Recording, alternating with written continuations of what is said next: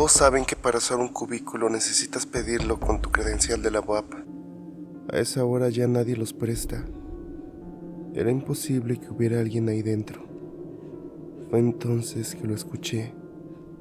Un pequeño sonido.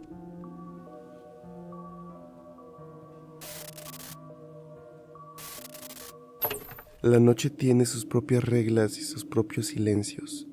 Es momento de apagar la luz. Ponte los audífonos y prepárate. Las historias que estás a punto de escuchar ya tienen tu nombre. Hay lugares en la BOAP que de noche cambian por completo. Les voy a contar por qué nunca más, en todos mis años de carrera, volví a pisar el último piso de la biblioteca central. Esto me pasó en mi primer semestre. Para los que son foráneos, saben lo que significa la semana de finales. La biblioteca se convierte en tu casa. Y yo, que rentaba lejísimos de CEU, prácticamente vivía ahí. Recuerdo perfectamente esa noche. Serían las 3, quizá las 4 de la mañana. El café ya no me hacía efecto. Solo me mantenía en ese estado de ansiedad y cansancio. Lo normal, supongo. Lo que no era normal era la biblioteca. Estaba casi vacía y en plenos finales. Eso es rarísimo. Siempre hay gente, movimientos, susurros, vida. Pero esa noche el silencio era pesado, denso. Fue la primera señal de que algo no estaba bien. En ese momento no le di importancia. Al contrario, pensé, mejor para mí, menos distracciones. Decidí subir hasta el último piso, buscando el silencio absoluto. Me instalé en una de esas mesas largas, justo enfrente de los libros. Saqué mis cosas, me puse los audífonos y me preparé para una larga noche. Como a la media hora sentí un frío, un aire que me recorrió la nuca. Me quité los audífonos buscando alguna ventana abierta, pero no. Todo estaba sellado. Fue un instinto, supongo, el querer escuchar. Y lo que escuché fue nada, el silencio total. Y fue entonces, en medio de la nada, que oí un pequeño sonido. Venía de la fila de cubículos. Aquí es donde la cosa se pone rara. Todos saben que para pedir un cubículo necesitas tu credencial de la UAP, pero a esa hora ya nadie lo da. Era imposible que hubiera alguien ahí dentro. Esos cubículos, sin lugar a dudas, estaban todos vacíos. Mi primer pensamiento, claro, fue la madera. Traté de no darle importancia. Me volví a poner los audífonos y bajé la cabeza para seguir estudiando. Quise ignorarlo. De verdad que quise, pero no pude. ¿Saben cómo es? Una vez que escuchas algo en el silencio, ya no puedes dejar de escucharlo. Me quité los audífonos de nuevo, ahora con una intención clara: esperar. Quería volver a oírlo para convencerme de que no solo era la madera. Pasaron 1 o 2 minutos. El zumbido de las lámparas parecía cada vez más fuerte. Empezaba a sentirme tonto. Y justo cuando iba a rendirme lo escuché. Pero esta vez no fue un crujido, fue el sonido suave, casi un susurro, de una página del libro al ser volteada, lento y deliberado. Vino exactamente del mismo cubículo. Se me congeló el cuerpo. Eso no podía ser la madera. Mi mente buscó una explicación lógica. ¿Alguien encerrado? Imposible. Los Dasus revisan todo. Lo estaba imaginando. El cansancio te hace oír cosas, ¿no? Pero el sonido había sido tan nítido. No podía seguir así. Tenía que levantarme, tenía que ver. Dejé mis cosas en la mesa. El silencio era tan grande que hasta el roce de mi pantalón con la silla sonó demasiado fuerte. Caminé tratando de no hacer ruido. El piso estaba helado. Cada paso hacía un eco mínimo. Llegué frente a la puerta del cubículo. las luces apagadas y pegué la oreja al vidrio frío. Nada, silencio absoluto. Esperé casi un minuto, pero nada. Sentí una ola de alivio. Ya está, pensé. Estoy perdiendo la cabeza, necesito dormir. Di media vuelta para regresar a mi asiento, y entonces lo oí, justo detrás de mí, desde dentro del cubículo. Un solo golpe, suave, pero seco, como el de un nudillo contra la madera. No era un sonido casual, fue una respuesta. Sabía que yo estaba ahí. Me quedé paralizado. El corazón se me subió a la garganta. Ya no había excusas, no era mi imaginación. Fue una respuesta y fue calmada, casi curiosa. Era como si sintiera que me estaba retando. No esperé a ver qué pasaba. Mis pies reaccionaron. Di un paso hacia atrás, lento, sin quitarle los ojos a la puerta. Luego otro. No corría al principio. Tenía un miedo irracional de que si corría, la puerta se abriría de golpe. Llegué a mi mesa y con las manos temblando, empecé a meter toda la mochila. Arrastré la laptop, los apuntes, todo en un desorden caótico. Un libro se me cayó al suelo, hizo un ruido estrepitoso, y no me importó, lo dejé ahí. Sentí esa puerta en mi nuca como si me estuviera observando. No escuché nada más, y eso de alguna manera fue peor.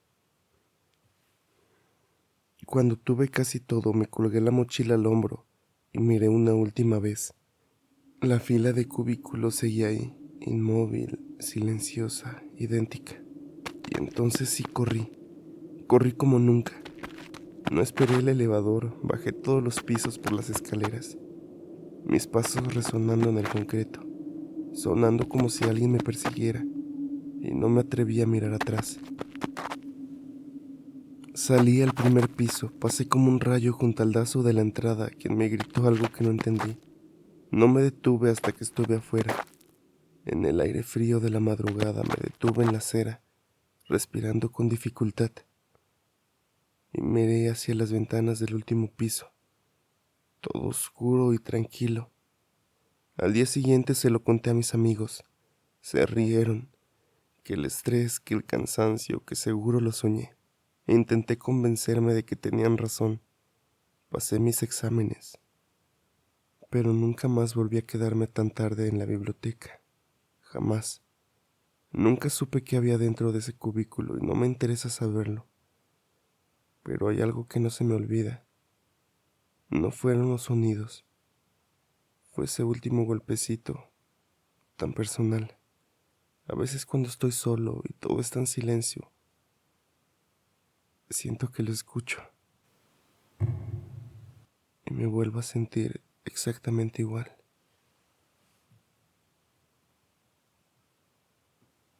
El silencio puede ser la peor compañía, sobre todo cuando decides responder. Pero hay lugares donde el silencio es una regla y romperla tiene consecuencias peores que un simple susto. Ya tiene muchos años que no trabajo en Ciudad Universitaria. Ahora estoy en una de las prepas, un lugar mucho más tranquilo, pero el otro día pasé por la Facultad de Medicina y me acordé de por qué pedí mi cambio. Hay lugares que se quedan contigo y ese edificio, ese se te mete en los huesos. Cuando eres novato en Lodazo y te tocaba el turno de noche ahí, los veteranos te enseñaban las reglas no escritas. La primera era fácil. Ignora los ruidos de las tuberías, el viento que suena quejido. Decían que solo era el edificio, y te crees esas excusas para no volverte loco. Pero había un ruido que no era del edificio.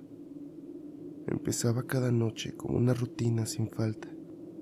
Pasada las 2 de la mañana, primero los pasos de arriba, pesados de zapatos de suela dura, como los de los doctores de antes. Siempre seguían el mismo camino. Avanzaban por el pasillo principal y se detenían justo frente a la puerta del anfiteatro. Esperabas un segundo, y entonces desde adentro, el golpe seco de un asiento de madera al cerrarse, y ya, silencio total. El dazo que me entrenó me lo advirtió. Ese es el pase de lista. Tú escuchas los pasos, oyes el asiento y no subes, no interrumpes. Y por años hice caso. Años en los que escuchaba la rutina y seguía con mi trabajo. Hasta que una noche, harto y sintiéndome valiente, decidí que ya era suficiente. Tenía que saber qué era ese ruido. Esa noche, como todas, escuché los pasos comenzar arriba, pero esta vez me levanté. Subí por la escalinata principal, tratando de no hacer ruido.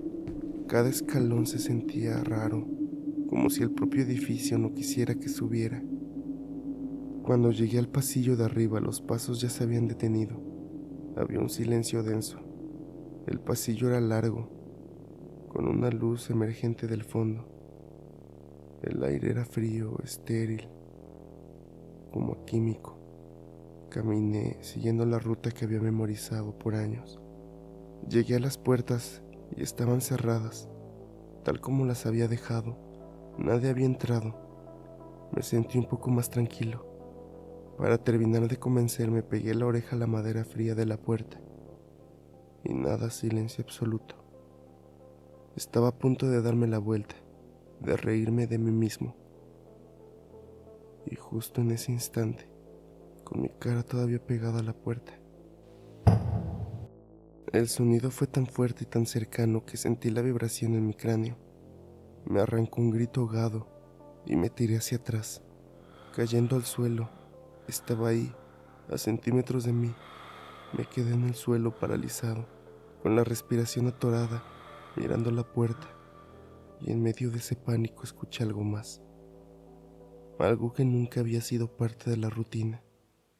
Un sonido metálico, lento, un chirrido oxidado que venía de la cerradura de la puerta. El inconfundible sonido del pesado cerrojo de metal girando desde dentro. No hay un sonido en este mundo que se compare a ese. Me rompió el hechizo de parálisis. Y no pensé, no grité, solo reaccioné. Me arrastré hacia atrás, raspando las manos en el piso y me puse de pie de un salto. Mientras corría por el pasillo oscuro, escuché detrás de mí el gemido profundo de la madera vieja. Las pesadas puertas del anfiteatro se estaban abriendo. No miré hacia atrás. No se me ocurrió. Corrí más rápido que nunca. Bajé la escalinata de 3 en 3 escalones, casi cayéndome. No paré hasta la caseta de vigilancia. Cerré la puerta. Le puse el cerrojo y pasé el resto de la noche haciendo guardia ahí, esperando ver algo, pero no vi nada. Al día siguiente no dije nada en el reporte que iba a escribir. Fui a la oficina de mi superior y solicité mi cambio, y no hizo muchas preguntas. Nunca más volví a pisar ese piso de noche. Nunca supe qué había detrás de esa puerta, y prefiero no saberlo. Solo entendí una cosa esa noche. Creí que solo era un fantasma repitiendo algo sin sentido, pero me equivoqué. Cuando yo rompí la regla, él también rompió la suya. Estaba en su territorio y yo lo había interrumpido. Algunos horrores habitan entre muros, repitiendo sus rutinas, pero otros solo esperan a que la noche sea lo suficientemente silenciosa para salir a la superficie. En Seúl, todos te dicen que te cuides de los asaltos por la avenida San Claudio en la noche. Es el miedo normal, el lógico. Pero el miedo que yo siento es diferente. No le temo a lo que te pueden hacer afuera, le temo a algo que sigue ahí dentro.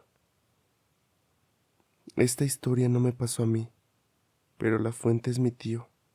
Él lleva más de 20 años en la DASO y ha visto de todo, pero ni siquiera es su historia. Es lo que le pasó a un compañero que tuvo, un muchacho que no duró ni el mes en su turno de noche. Mi tío cuenta que todo empezó en una de esas noches de verano. húmeda y pesada. El novato, Rafa, estaba haciendo su última ronda, ya casi para entregar el turno. Su ruta terminaba en la zona de arquitectura, empezando por la Patona.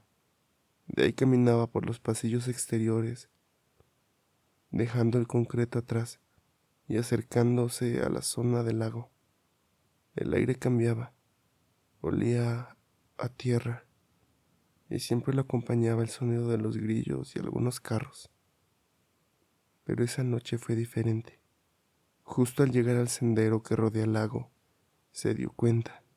El sonido se había ido. De un segundo a otro, todos los grillos y los bichos se callaron, a la vez, como si hubieran apagado un interruptor. Rafa se detuvo en seco.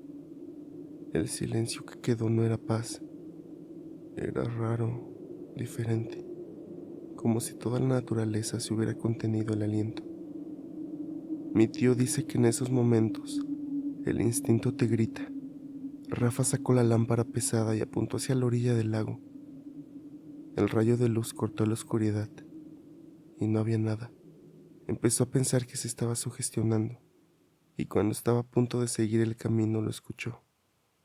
Un chapoteo. No fue un ruido grande, fue un sonido suave y denso, como si algo resbaloso se hubiera deslizado fuera del agua. Su trabajo era investigar. Empezó a caminar por el sendero con la luz fija en ese punto. El olor a todo podrido se hizo más fuerte. Dasu, gritó. ¿Hay alguien ahí? Solo el silencio respondió. Ya estaba casi del otro lado. Apuntó la lámpara directo a los árboles, y entonces la luz le devolvió algo. Dos pequeños puntos luminosos que brillaban justo por encima del agua, como ojos. Su primer pensamiento fue animal, pero no parpadeaban y estaban demasiado separados para ser un perro. Volvió a gritar ya con la voz temblorosa. Los ojos siguieron fijos en él, y entonces despacio empezaron a elevarse.